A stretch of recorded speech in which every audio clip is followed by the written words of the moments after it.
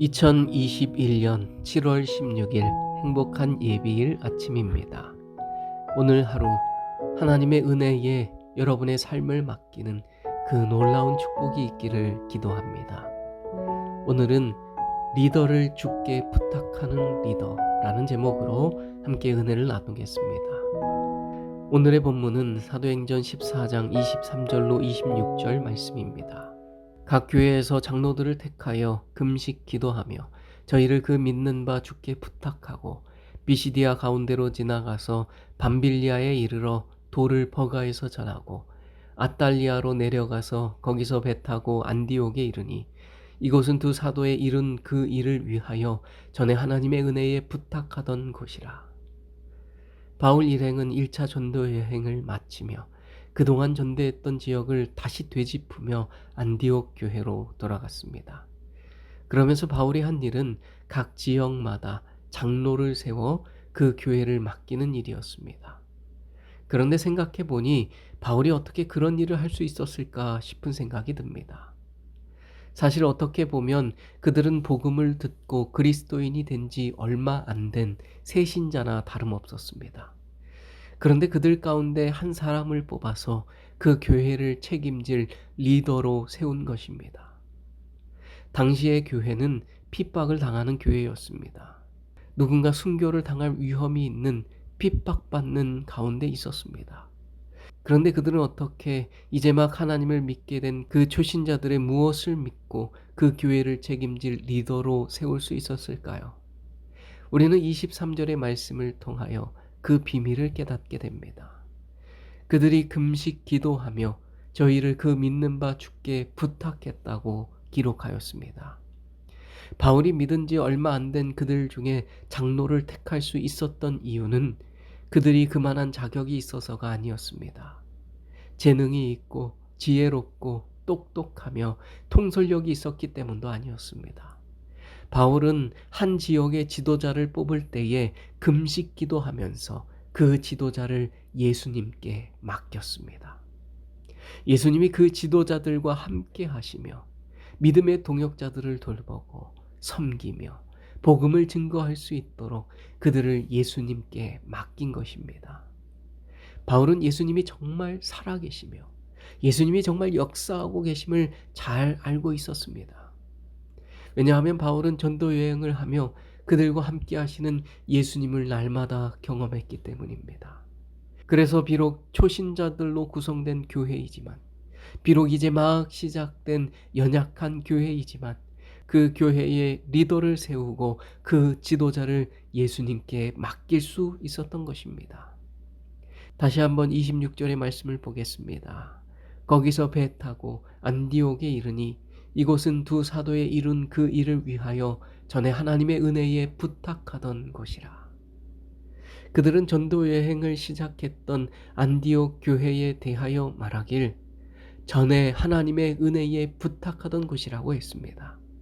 바울 일행이 구브로를 거쳐 비시디아, 안디옥, 이고니온, 더베 등에서 성공적인 결과를 거둔 것은 안디옥 교회에서 그들을 하나님의 은혜에 부탁했기 때문임을 고백하고 있는 것입니다. 안디옥 교회 교인들은 성령의 명령에 따라 바울과 바나바를 선교사로 파송하였습니다. 그런데 그들이 이 두 사람을 보낼 때에 금식하고 기도하며 하나님의 은혜를 부탁했던 것입니다. 바울 일행은 안디옥 교회 성도들의 그런 기도를 받고 전도 여행을 떠났는데 정말 그 여행 가운데 하나님의 은혜가 늘 그들과 함께 했음을 경험한 것입니다. 하나님이 정말 살아계신 것입니다. 하나님이 정말 그들 곁 아주 가까운 곳에서 함께 동행하시며 그들에게 은혜를 베풀어 주신 것입니다. 그들은 그들 주변에 계신 하나님께서 당신의 일을 이루시는 그 역사를 보았습니다. 그 놀라운 은혜를 그들은 경험했고 체험했던 것입니다. 안디옥 교회 성도들이 하나님께 기도하며 그들을 하나님의 은혜에 맡겼더니 정말 하나님께서 그들에게 은혜를 베풀어 주신 것입니다. 바울은 그것을 경험했기 때문에 각 성의 지도자를 세우고 금식 기도하며 그들을 예수님께 부탁했던 것입니다. 그들이 비록 부족하지만 그들이 비록 초신자이지만, 그들이 비록 아직 미성숙하지만 기도로 그들을 예수님께 부탁하면 예수님께서 그들과 함께 하시며 그들에게 은혜를 베풀어 주실 것을 아는 것입니다.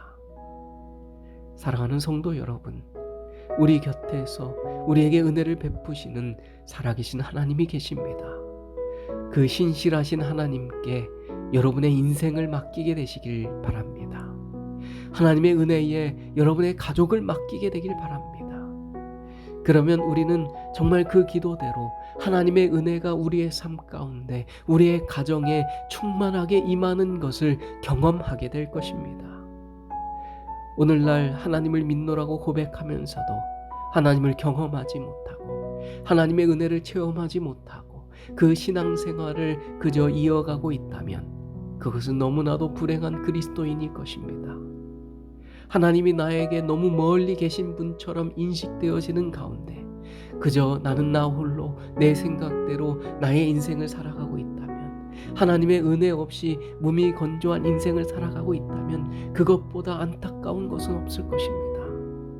우리는 하나님을 날마다 경험적으로 알아갈 수 있습니다. 우리가 하나님을 경험하는 가운데 주 안에서 자라나고 성숙해지며 열매를 맺게 되는 것입니다.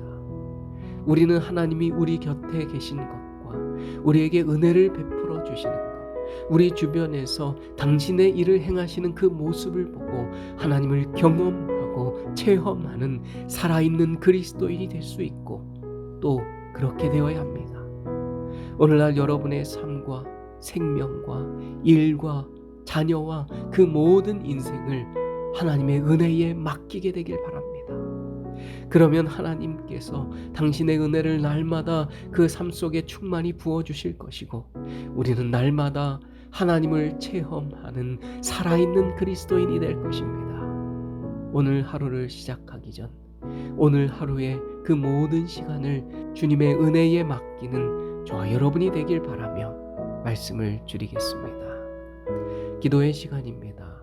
오늘도 3가지 기도의 제목을 가지고 기도하는 시간을 갖겠습니다. 첫째, 하나님의 은혜에 우리의 인생을 맡기는 성도가 되도록 기도하겠습니다.